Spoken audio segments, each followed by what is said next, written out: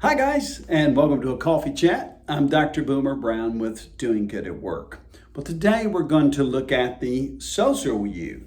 It's a part of the system that we've helped you understand of making yourself better, looking at the physical, mental, emotional, social, and the spiritual you.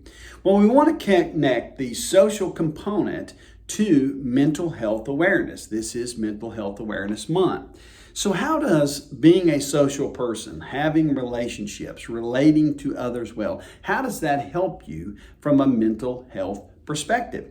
Well, what we know from scientific data is people who are social people, they're happier. We know that they have more fulfilled lives. They're excited to be around others. They're excited to share the journey that they're on with someone else. And it makes them a more well-rounded, balanced person. We also know that social relationships help us when it comes to anxiety and depression.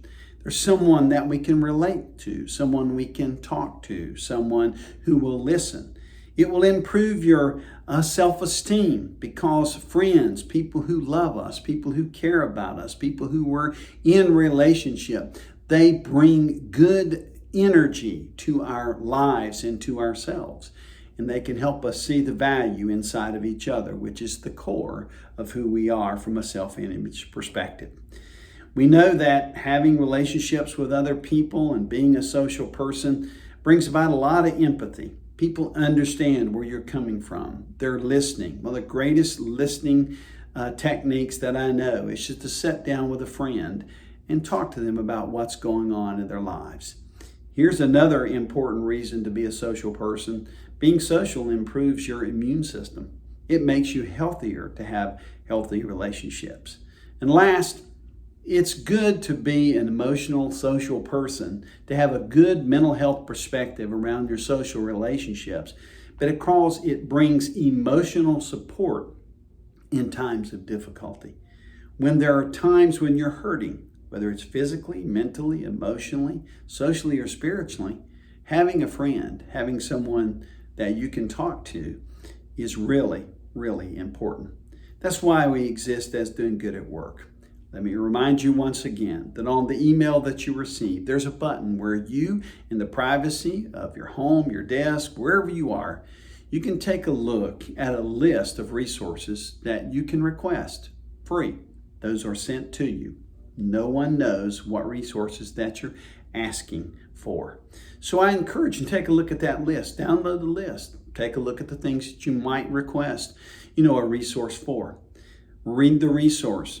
You might find that it would be important to let someone at Doing Good at Work know that you'd like to talk to a mental health first responder.